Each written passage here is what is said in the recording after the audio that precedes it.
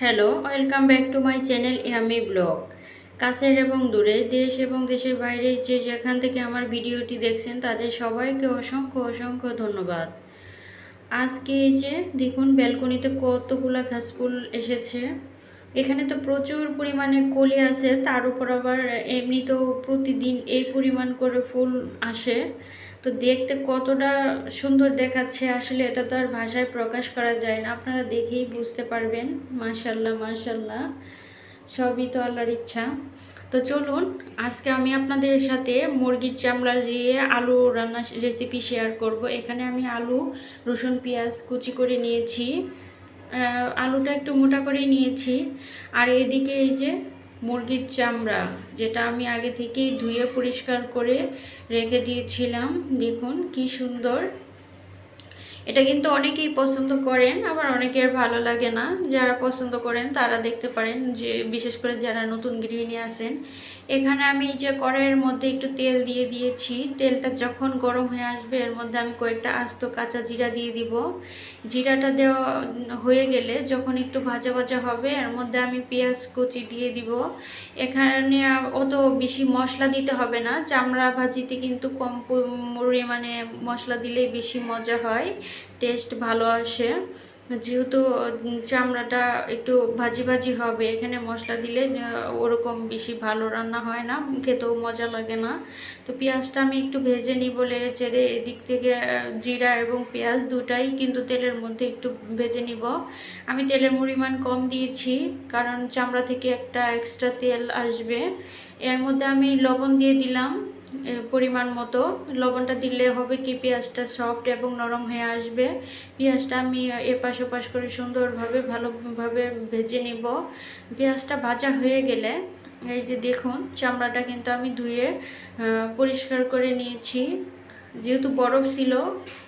এই যে এই পরিমাণ চামড়া হয়েছে। দেখুন চামড়াটা একটু ভেজে নেব যাতে তেলটা ছেড়ে আসে।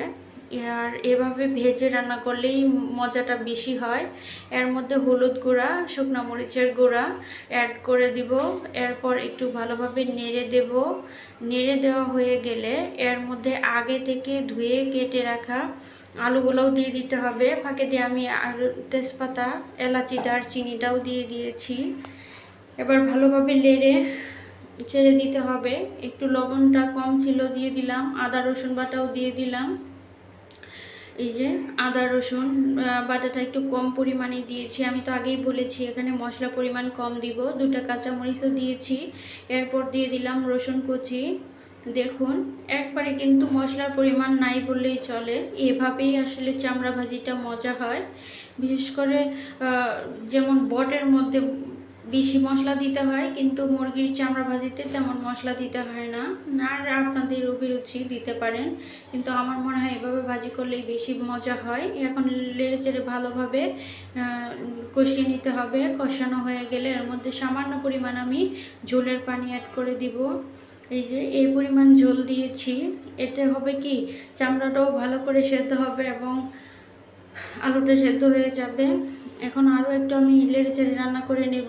ভিডিওর এ পর্যায়ে এসে কোথাও কোনো অংশ ভালো লেগে গেলে একটা লাইক করে দিবেন।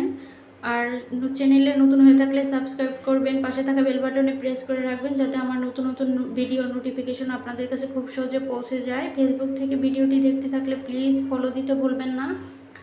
দেখুন ঝোল কিন্তু কমে আসছে, রান্না কিন্তু আমার পুরোপুরি ডান। এই যে দেখুন কি সুন্দর মাখো মাখো হয়েছে। আপনারা চাইলে ভাজা ভাজাও করতে পারেন বটের মতো, যেহেতু আমার মেয়ে পছন্দ করে এই জন্য আমি বেশি ভাজিনি। এই যে একটু মানে ভেজে ভেজে আছে, এরকমভাবেই মজা হয় বেশি। তো এই যে বাটিতে পরিবেশন করে নিয়েছি। আমার টুনটুনি কিন্তু এর মধ্যেই এই যে খাওয়া শুরু করে দিয়েছে। মাশাল্লাহ মাশাল্লাহ, তার খুব পছন্দের খাবার এটা। এই যে একটু একটু করে খাচ্ছে। তো এভাবে আপনারা রান্না করে খেয়ে দেখবেন। আজকে ভিডিওটা এই পর্যন্তই। সবাই খুব বেশি ভালো থাকবেন। আল্লাহ হাফেজ। আসসালামু আলাইকুম।